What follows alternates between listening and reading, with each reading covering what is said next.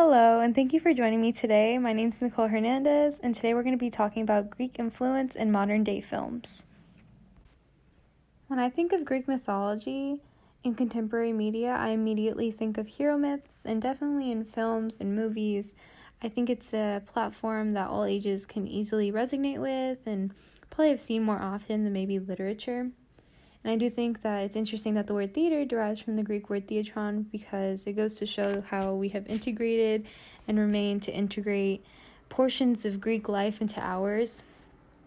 And I think through storytelling and more specifically of hero myths, those have impacted how we think today. And intentional or not, these films, they demonstrate the standard gender roles of the man being the primary hero. You have so many common Greek mythology movies that focus on men and very few women. And whether it's intentional or not, that's just how it is portrayed and how it passes on through generations. And it just shows what heroes should act like and their mannerisms and their stereotypes. And to name a few famous examples of Greek heroes in modern films are Hercules in the Disney movie Hercules, Percy Jackson, who's based off of the Greek hero Perseus, and Wonder Woman, who's actually based off of the demigoddess daughter of Queen Hippolyta and Zeus. Now I'm going to touch on the typical hero narrative that I mentioned previously. Of course, it's going to be that male role that is masculine and strong, and that does shape the view of the world. It shapes who we can and who we can't be. My main problem with this is that, like the Disney movie Hercules, that is a movie that is primarily directed towards children. And it shows a very clear role of gender roles. I mean, it shows a man saving a woman, and I do understand that that's like appealing, the whole hero myth and gods and goddesses, but I also think that in that movie, they very purposely left out things like the 10 labors that Hercules had to do in the original myth, and I think that it was very intentional what they decided to pick and choose for the movie, and to this day it's still a very popular movie.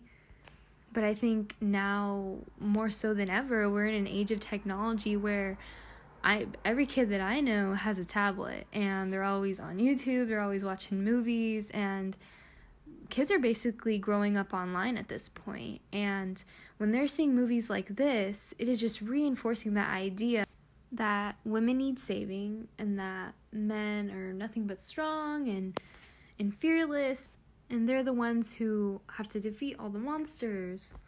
It's just a very old way of thinking. It's an ancient myth, so it doesn't make sense that we're teaching this to our young children and the generations that are growing and coming as we age and we grow older.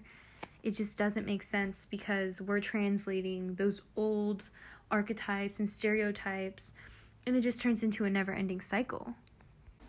Now, as we take a closer look at Disney's Hercules, it very closely resembles Joseph Campbell's monomyth that we dove into during the semester. The movie includes a call to adventure. Hercules crosses a threshold, undergoes a road of trials, has an atonement, receives an ultimate boon, and eventually has the freedom to live. And I think the fact that this is the very common, the very neat, perfect little mold that Campbell has of what a hero should go through to be a hero, and the fact that Hercules fits that mold almost perfectly, at least in Disney's Hercules, because, like I mentioned previously, the movie leaves out some of the more negative parts of Hercules. But I think that just reinforces the idea that, once again, we're seeing this male hero, just as common as every other hero, completes everything like he's supposed to. It's a very boring narrative, but it's also the narrative that, for some reason, media has clung on to, and it's almost disappointing that this is probably one of the most well-known, Greek mythology movies, and the fact that it's a kids' movie on top of it just goes to show that this movie has an impact. It has an impact on those who watch it, whether you realize it or not, and this is the type of movie that our kids are subconsciously learning from. They just absorb. That's just what kids do. They just absorb what's in front of them. And I think that it's very blindly accepted in a sorts. It's the little boys who want to dress up as Superman, but it's not okay for a little girl to. It's the same idea that we're reinforcing. It's just neatly packaged because this is a story old as time. Oh, it's okay because this is a story we've told for generations. But that's where the problem is. Just because something's comfortable and just because something has been so accepted by society, that doesn't make it okay. That doesn't make it right. And that doesn't mean that we should continue to do it. Because if we just continue to conform to these standards that have been thrown on us since the dawn of times, then nothing's ever going to change. Our society's nothing close to perfect, and surely nothing's going to change if we don't do something about it, and do something about it soon.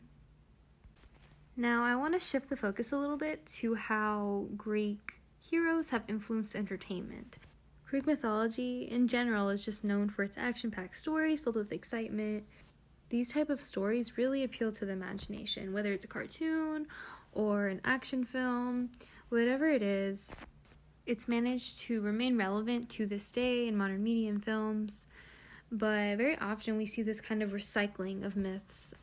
I'm sure that you've noticed, I surely have, that movies are getting kind of repetitive, same types of stories, different characters, different names. And don't get me wrong, I understand that it's very hard, especially in this age of streaming networks, and more so with the pandemic. We're all stuck inside with nothing to do. Netflix and Hulu and all those platforms were huge before, but now they're even larger, and storylines, plots, they're harder to come up with, and we're kind of just seeing these same stories cycle through the works, all kind of the same thing. But at the end of the day, we have roots within Greek mythology that are undeniable. Stories like Percy Jackson and other works are all illustrated by films, and films are really good at imagining characters and scenes that maybe you didn't imagine in your head when you were reading. It's just such an easy platform to use nowadays that films have a broader reach than, say, literature. And that's because people of all ages can watch a movie. It doesn't require the focus of a book. You can just put it on in the background. It's simply just a sign of the times and how we're evolving to the technology that's around us. But with that being said, since we are evolving, I don't think we should be carrying those morals and those beliefs from old times. Those have to evolve with us and as we grow. Similarly, Jay Winkle, a professor at Calvin University, says, "By comparing ancient plays and history to modern films, we recognize that the way we tell stories and the way we understand the human journey hasn't really changed. We're not telling new stories, we're repackaging old stories again and again." That human journey that he mentions very closely mirrors Campbell's monomyth, right? The journey that we perceive a hero to go through and how a human should act and behave, which once again reflects that conflict between old belief and who we're growing to be as a society, how we're changing and almost adapting to the situation that surrounds us. And as my presentation comes to a close, I hope my presentation was able to show you how Greek influence in films has an impact on modern day thinking. Though it presents a lovely narrative for entertainment, it continues to hinder our growth as a society, and I can only hope that more people acknowledge this toxic way of thinking and are able to change the narrative to more pressing matters. It's time to shift our focus, and I'm not suggesting completely wiping Greek influence and Greek heroes off the face of the earth, but I don't think that they should have as much influence as we're letting them have on us. Thank you so much for your time.